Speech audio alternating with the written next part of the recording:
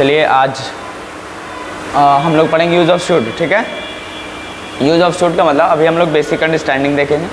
और basic understanding में आप लोगों ने बचपन में पढ़ा होगा, शुड का मतलब होता है चाहिए, ऐसे पढ़े होंगे आपने। शुड का मतलब क्या सबसे चाहिए होता है। जैसे बेसिक अंडरस्टैंडिंग में ले लें, एक सेंटेंस आपको एक सेंटेंस मैं ले लेता हूँ, उसे पढ़ना चाहिए, उसे पढ़ना चाहिए। आप खुद बताइए, आप ऐसे सिचुएशन उसे का आप क्या लिखोगे? ही। उसके बाद मॉडल में क्या लगाओगे चाहिए के लिए? शुड। और शुड अपने बाद क्या रहेगा? मॉडल अपने बाद फर्स्ट फॉर्म वर्ब, जिसको बेस फॉर्म बोलते हैं। और पढ़ने का क्या होगा? रीड। He should read. और एक और अध्ययन करने का केस आए पढ़ने का, तो उसमें क्या लगा देना? स्टडी। ही शुड रीड, या फिर क्या लगा सकते हो? स्टडी लगा सकते हो। ठीक है। अगर मैं बेसिक अंडरस्टैंडिंग के अफर्मेटिव का स्ट्रक्चर की बात करें और बेसिक की बात, तो बताओ इसमें सब्जेक्ट होगा, उसके बाद क्या लगाओगे? शुड लगाओगे। उसके बाद क्या लगाएंगे? फर्स्ट फॉर्म वर्ब, जिसको आप बेस फॉर्म कहते हैं। उसके बाद जो भी होगा ऑब्जेक्ट, या फिर क्या लगाएंगे? अदर वर्ड आप लगा सकते हैं, अदर वर्ड। ठीक है। जैसे मैं बोलूँ दूसरा सेंटेंस, अगर ये पहले के बाद दूसरा ले लेता हूँ, क्या ना, हम लोगों को प्रतिदिन 2 पेज पढ़ना चाहिए, या प्रतिदिन हम लोगों को किताब पढ़ना चाहिए। तो आप क्या लिखोगे? We should read books daily. ठीक है, हम लोगों को प्रतिदिन किताबें पढ़ना चाहिए। ठीक है। तो अब बताओ, अगर इसी का नेगेटिव बनाना हो तो बना लोगे। जैसे एक और सेंटेंस मैं अपने तरफ से देता हूँ, आप इसको बना लीजिएगा। जैसे हम लोगों को अपने माँ बाप की इज़्ज़त करनी चाहिए। उम्मीद है कि आप बना दीजिएगा। क्या लगाओगे? वी लगाओगे। वी के बाद खुद मॉडल में आएगा शुड, वी शुड।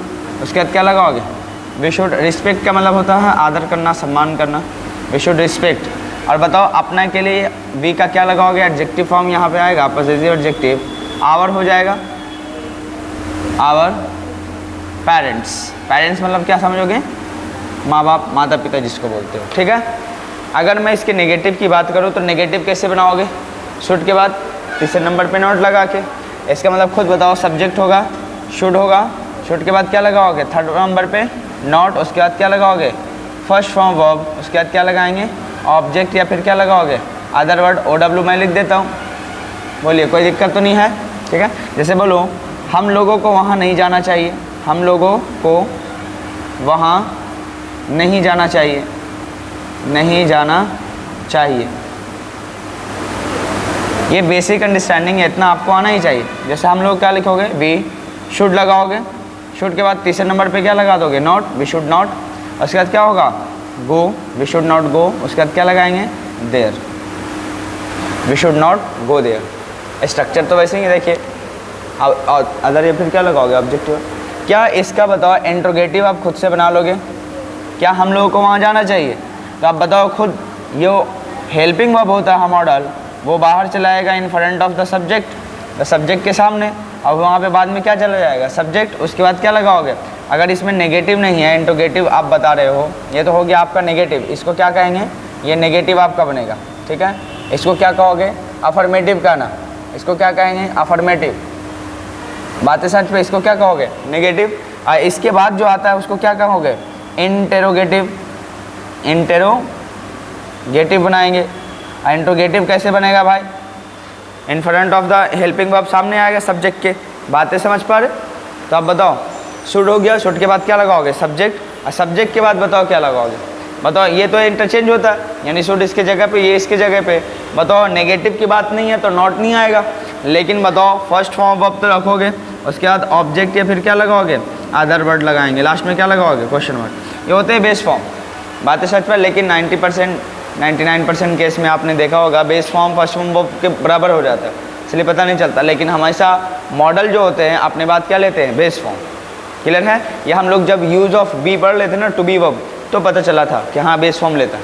क्लियर है? क्योंकि अगर फर्स्ट फॉर्म वर्ब लेता तो याद कीजिए उसमें तो मॉडल अपने बाद फिर आर ले लेता। याद कीजिए उसमें आर लगता था ना, तो फिर गड़बड़ हो जाता है। तो इससे हम लोग को पता चला कि बेस फॉर्म कब लेता है भाई, मॉडल बेस ही फॉर्म लेता है, वो बी वाले केस से पता चला। चलो एक सेंटेंस ले लो इसमें भी, ठीक है।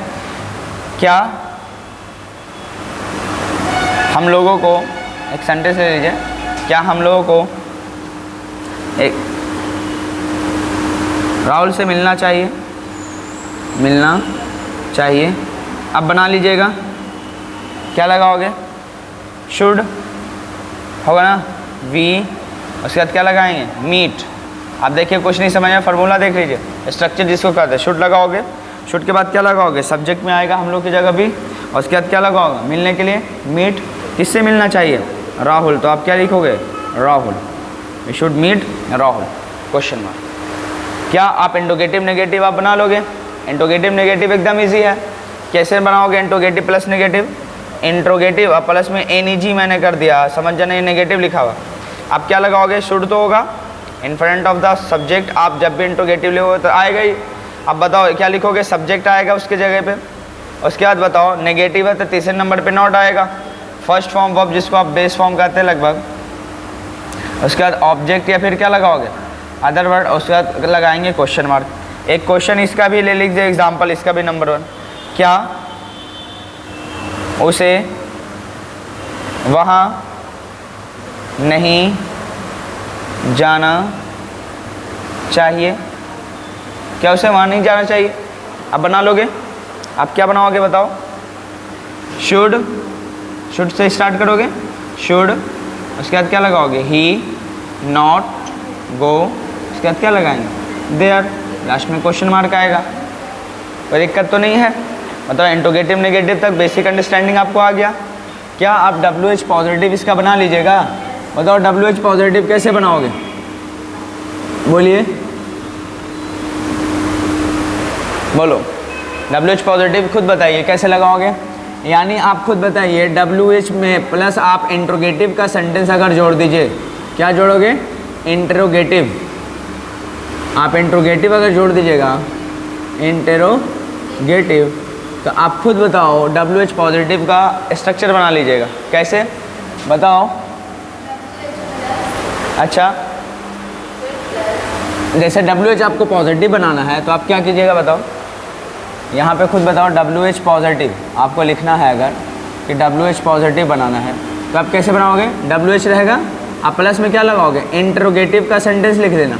आप इंट्रोगेटिव आप बना के आए हो ना अभी, इंट्रोगेटिव कैसे बनाते बताओ, WH तो कॉमन रहेगा, WH फैमिली तो आएगी, इंट्रोगेटिव अभी यहाँ से सीखा है, बताओ शुड प्लस सब्जेक्ट, शुड लगाओगे, उसके बाद क्या लगाओगे, सब्जेक्ट होगा, उसके बाद क्या लगाओगे, फर्स्ट फॉर्म वर्ब, उसके बाद ऑब्जेक्ट या फिर क्या लगाओगे, अदर वर्ड, लास्ट में क्या लगाओ, क्वेश्चन मार्क। ये आपका क्या बन गया, फॉर्मूला बन गया, ठीक है। अब बताओ एक क्वेश्चन ले लेते हैं, उसे वहाँ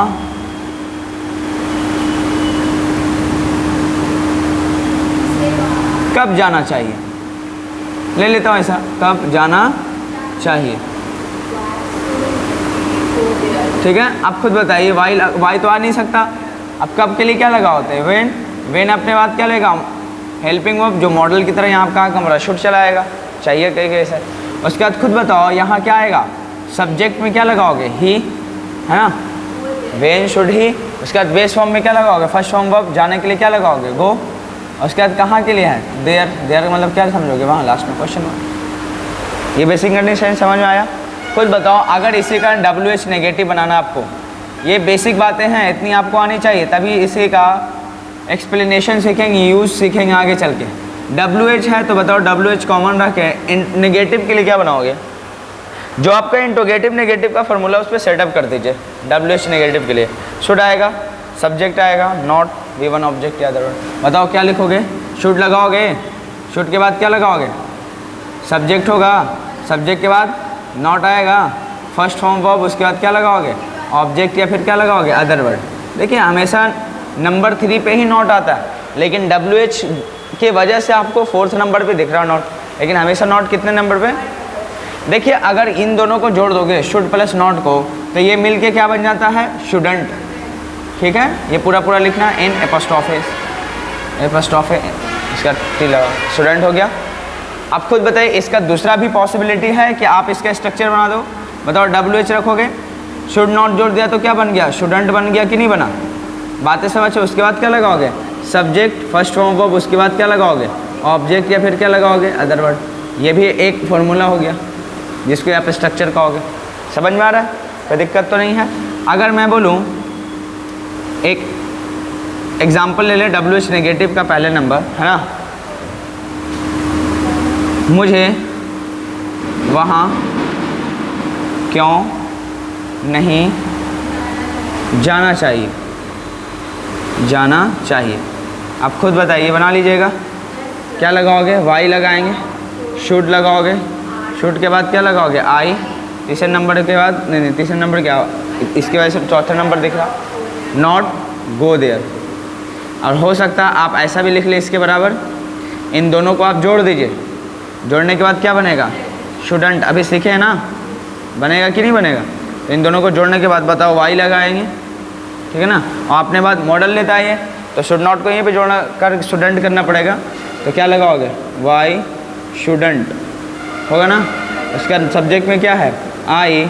अब गो, नॉट तो निकल गया, बच्चा क्या, फर्स्ट फॉर्म वर्ब, तो गो लिखेगा ना। गो के बाद क्या लगाएंगे, देयर। और लास्ट में क्या लगाओगे, क्वेश्चन मार्क। यहाँ पे भी क्वेश्चन मार्क लगा लीजिएगा, ठीक है।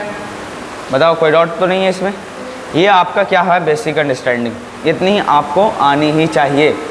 अब इसके एप्लीकेशन सीखेंगे कि यूज़ कहाँ कहाँ से करते हैं। यूज़ ऑफ क्या लिखोगे, शुड लिखोगे। यूज़ ऑफ क्या लिखेंगे भाई, शुड। अब हम लोग यूज़ नंबर 1 क्या लिखेंगे, यूज़ नंबर 1 है ना। यूज़ नंबर 1 में लिखेंगे सबसे पहले टू गिव एडवाइस। एडवाइस समझते हो, या सजेशन, यानी आप हिंदी में लिख सकते हैं सलाह, सलाह या फिर क्या लिखोगे, सुझाव के लिए आप किसका यूज़ करोगे भाई, शुड का करेंगे। जैसे मैं बोलूँ, आप डॉक्टर के पास गए और डॉक्टर बोला आपको कि आपको समय पे दवाई लेनी चाहिए, एडवाइस कर रहा है वो, कर रहा कि नहीं कर रहा है।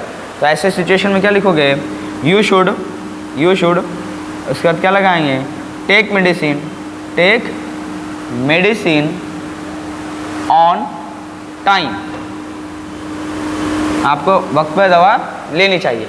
अब किसी टीचर के पास आए और आपने पूछा मुझे कितने घंटे पढ़ाई करनी चाहिए एक टॉपर बनने के लिए, तो ऐसे सिचुएशन में क्या बोलोगे, कोचिंग छोड़ा के आपको कम से कम 6 to 8 आवर्स स्टडी करनी ही चाहिए। क्योंकि आप 28 आवर्स को आप डिवाइड करोगे तो मिनिमम 8 आवर्स अगर सोने में जाएगा, 2-4 घंटे कोचिंग में जाएंगे कि नहीं जाएंगे, तो 8-4 कितना हुआ, 12 घंटे। 2-4 घंटा में मान लेते हो इधर उधर, और फिर भी आपका 8 घंटा अगर बचेगा तो 6 to 8 आवर्स मिनिमम आपको पढ़ाई पे अलग से देनी चाहिए कोचिंग के अलावा। बातें समझ पा रहे। चलो, तो अब मैं बोलूँ, आपको सजेशन दे रहा हूँ, तो आप क्या लिखेंगे, यू शुड है ना, study, you should study 6 hours. 6 hours मतलब 6 घंटे है ना, डेली। इतना बातें क्लियर है, कोई दिक्कत। You should study 6 hours daily. आप सोचिए 6 घंटे क्या करना चाहिए, पढ़ाई करनी ही चाहिए। चलो, ये क्या है, एडवाइस और सजेशन के लिए यूज़ होता है। क्लियर है, कोई दिक्कत तो नहीं है।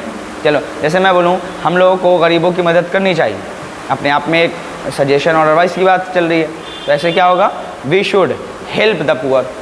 हम लोगों को ज़रूरतमंद का क्या करना चाहिए, मदद करना चाहिए। तो वी शुड हेल्प, और द नीडी का मतलब होता है ज़रूरतमंद लोग, जो मतलब आवश्यकता जिनको है, ज़रूरत है उनको।